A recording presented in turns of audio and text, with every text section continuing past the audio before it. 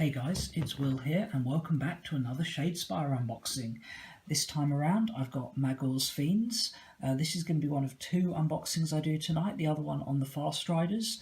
So yeah, once you've had a look at this then feel free to check that one out. I'll try and put a link in the description. So this is the new Blood Warriors warband, and although this is a second Khorne warband, it's very different from the last one. Whereas the first one was Blood Reavers, who are lightly armoured, fast-moving, almost cultist-type troops, these are more elite warriors who are kind of equivalent to what Chaos Warriors were, but more specific to Khorne. So yeah, let's take a look at what we get in the box. So as with all of these Shadespire box sets, you get two sprues of coloured plastic for the miniatures, so 1 and 2, and then you get a whole set of cards, both generic cards and specific ones, as well as the cards with the rules for each individual fighter. So starting off with the sprues, I'm going to take a look at this one first. So this one has the leader on it, and he's a pretty interesting model actually, because as you can see, he's got this big gaping hole in his stomach there, which is actually a mouth. And when you look at the part that goes into that, you see here, it's actually like a fully detailed inside of the mouth. You can see, I think that's the epiglottis, the bit that dangles down the back of your mouth. He's got that there. So that will be visible once the model's fully assembled. So it's not just like he's got an opening in his stomach that looks like a mouth or like a mouth sculpted into his armour. It's actually a functioning mouth that you're going to be able to see inside. So that's pretty chaotic. And like all of the Shadespire models, you've got a lovely level of detail and individuality here. Every model is different. Every model is covered with detail. We've got axes, scenic bases, funky shoulder pads on this dude here. So on this one, I think you get the leader and one and a half of the Blood Warriors. The last parts of the second or third Blood Warrior are on here. Got the gore fists that two of the guys use as kind of a shield come knuckle duster type weapon. And then we got this guy here, their pet, the Fleshhound of Khorne, who does have a name which I can't quite remember, but it'll be on the cards in a minute. And he's in a few parts, got a nice big base. And as with any nice big base on these guys, GW have gone to town. You know, this one, absolute bucket load of skulls, but what would you expect? You know, it's Games Workshop and it's Khorne. Skulls, skulls, skulls. Bit of a different axe here, whereas the other one was more jagged. This is more of a smooth end. And got the parts of the head for the Fleshhound. So really nice characterful models, what we've come to expect from GW, especially when it comes to Shadespire. Now let's take a look at the cards. So first up, I'm going to take a look at the individual character cards. So starting off here, we've got Magoore Redhand, the leader. And he's a pretty solid character. Move 3, 1 shield for defense, 4 wounds, gets 2 dice looking for hammers for 2 damage. Is a pretty solid attack for an uninspired fighter. And he's got cleave, which is going to make him really potent against things like Stormcast and orcs, who have that thick armour that will often deflect shots. So yeah, really solid. You know, not amazing. He's not up there with someone like Gurzag or Steelheart, who can be absolute beasts, but he gets even better when he inspires. So he's got 2 dice looking for hammers for 3 damage now, and gains an extra movement as well. So at that point he is starting to approach like Gurzag and Steelheart levels of toughness. These guys get significantly better when they inspire in terms of their speed and output. And as for their inspiration condition, it's going to be one of the easiest to do. One of this fighter's attack actions succeed. Yeah, he's 2 dice looking for hammers, so it's a pretty likely to succeed attack, especially with cleave. You know, pretty hard to stop this guy, so he's going to inspire easily, and that inspire condition is across the board. So these are going to encourage aggressive play, which suits what they are as Blood Warriors. Next up, we're going to go to the Hound, his pet, Riptooth. Lovely art on all of these cards, as you'd expect. And this guy's got movement 4, and quite different in that he's a dodge for defence rather than shield, and swords rather than hammers for the attack. But it's 3 dice looking for swords for 2 is probably about the same odds as 2 dice looking for hammers, with a slightly better chance of critting. And he gains cleave on a crit.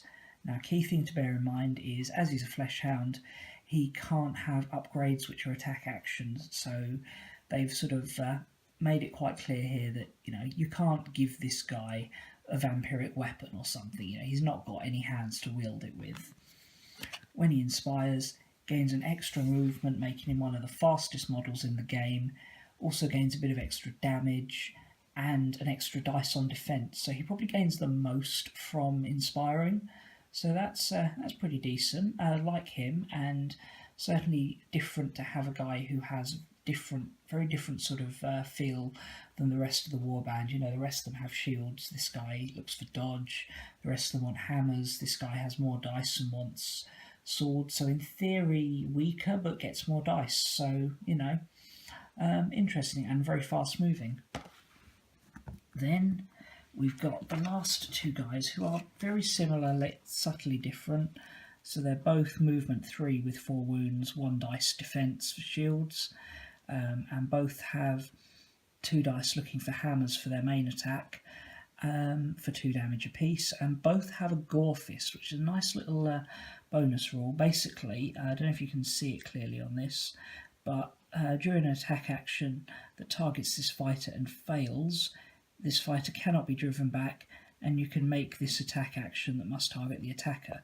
So it is only 1 dice looking for swords, so it's only a 1 in 3 chance of succeeding, and that's before your opponent blocks it. It is only 1 damage, but it's a reliable sort of parry attack even before they inspire. So you're going to want to be careful about going after these with an attack that's not likely to succeed, because you might get poked back. When they inspire, they gain an extra point of movement, like all the Khorne models do.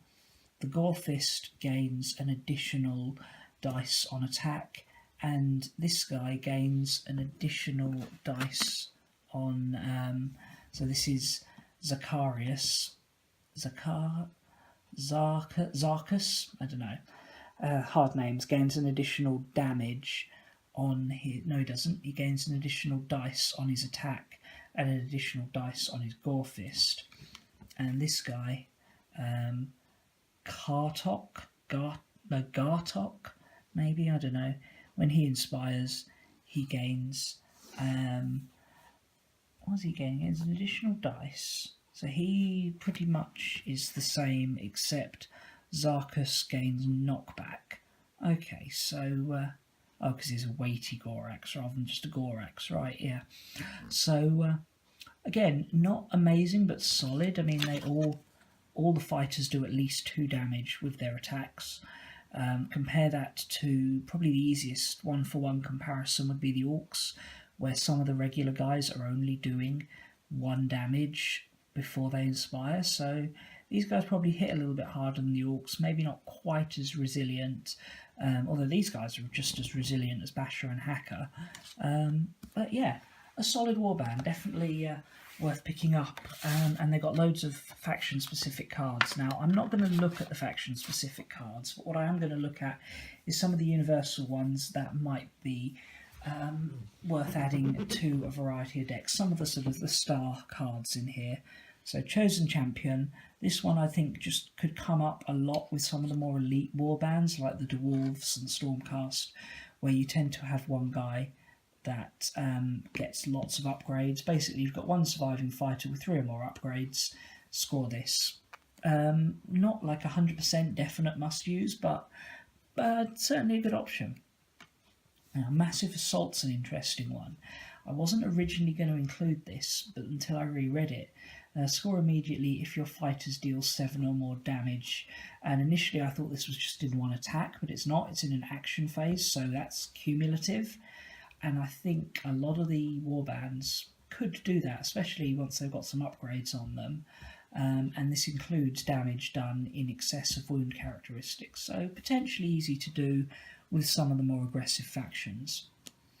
Masterstroke, one that I think is particularly flavourful for the Khorne, the new Blood Warriors, because you score immediately if an enemy fighter is taken out of action by an attack action made as a reaction, or a reaction made by your warband that causes damage. So it's a bit of a mouthful, but basically if you make a reaction that takes an opponent out of action, you score this. May not again be an auto-include, but more likely to do it with the Khorne than any of the others, because you've got those gore fists.